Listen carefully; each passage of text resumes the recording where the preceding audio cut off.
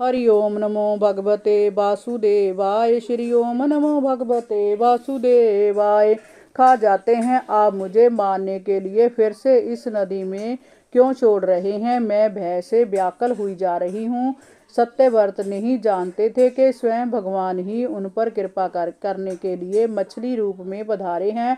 उन्होंने उस मछली की रक्षा करने का संकल्प कर लिया। उन्होंने उस मछली को उठाकर अपने जल पात्र में रख लिया और उसे अपने आश्रम पर ले आए। आश्रम पर लाने के उपरांत एक रात में ही वह मछली उस कमंडल में इतनी बढ़ गई कि उसमें इसके लिए स्थान ही नहीं रहा। राजा सत्यव्रत ने मछली को कमंडल में से निकालकर एक बड़े पानी के मटके में रख दिया। वहां पर भी वह मछली 2 घड़ी में ही इतनी बढ़ गई कि उसका मटके में समाना भी भारी पड़ गया। राजा सत्यव्रत ने उस मछली को वहां से उठाकर एक सरोवर में डाल दिया, परंतु वहां भी थोड़ी देर में ही वह मछली इतनी बढ़ गई कि सारा सरोवर ही घिर गया। सत्यव्रत ने उसे बड़े से बड़े सरोवर में डाला, पर उसका आकार बढ़ता ही चला जा रहा था। हार कर अंत में राजा सत्यव्रत ने उसे समुद्र में डलवा दिया। समुद्र में डालते समय सत्यव्रत मत्स्य भगवान ने कहा, वीर राजन, समुद्र में बड़े बड़े बली मगर रहते हैं, वे मुझे खा जाएंगे, इसलिए आप मुझे समुद्र के जल में मत छोड़ो। मत्स्य भगवान की मधुर वाणी सुनकर राजा सत्यव्रत मोहित हो गए। उन्होंने कहा, प्रभु, मत्स्य का रूप धारण करके मुझे मोहित करने वाले आप कौन हैं?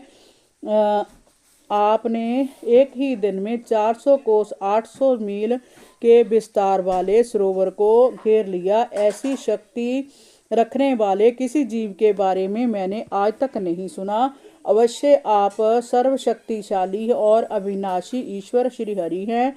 लगता है कि जीवों पर दया करने के लिए ही आपने जलचर का रूप लिया है। हे प्रभु, आप जगत की उत्पत्ति, स्थिति और प्रलय के स्वामी हैं। मैं आपको नमन करता हूँ। हम भक्तों के लिए आप ही आत्मा और आश्रय हैं। आप मुझे बताएं प्रभु कि आपने किस प्रयोजन से जय रूप धारण किया है। आपने इस अद्भुत रूप में मुझे दर्शन दिया है तो अवश्य इसका कोई कारण रहा होगा। कृपया मेरे भ्रम को दूर करें। परीक्षित, भगवान अपने अनन्य प्रेमी भक्तों पर बड़ा स्नेह रखते हैं। जब उन्होंने राजा सत्यव्रत को इस प्रकार कहते सुना तो उनका प्रिय और हित करने के लिए कल्पपांत के समय समुद्र में विहार करने के लिए उनसे कहा।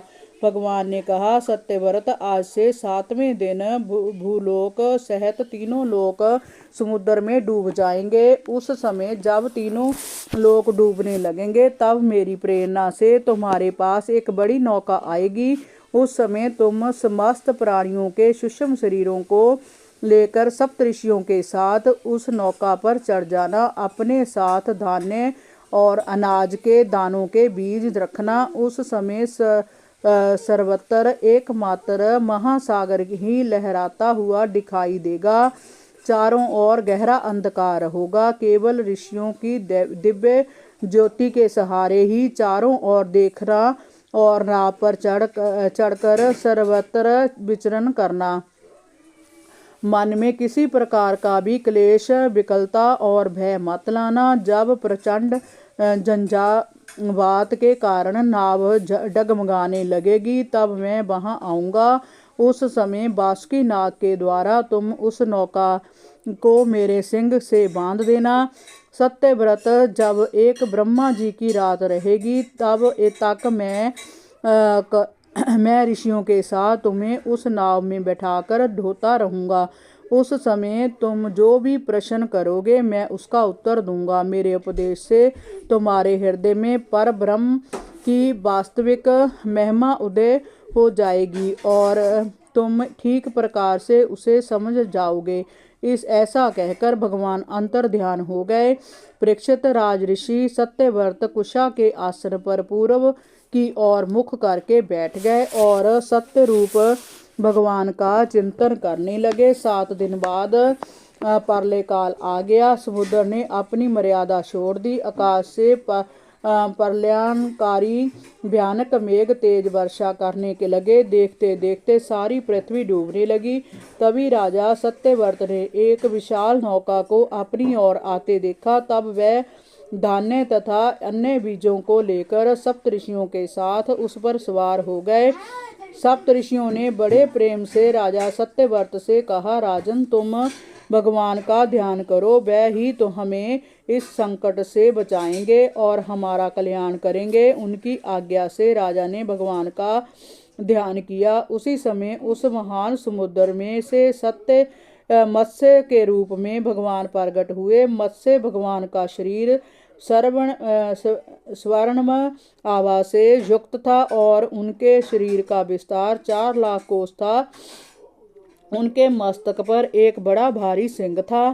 राजा सत्यव्रत ने बासुकी नाग को भगवान के सिंग में बांध दिया और भगवान की स्तुति करने लगे। राजा सत्यव्रत ने कहा, हे प्रभु, संसार के समस्त जीव अज्ञान के अंधकार में डूब गए हैं। इसी कारण वे अनेक प्रकार के दुखों से पीड़ित हो गए रहे हैं।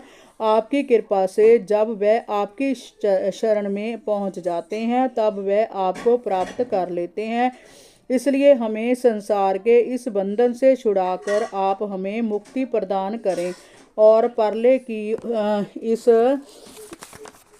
बेला में हमारी रक्षा करें। हरि ओम नमो भगवते वासुदेवाय।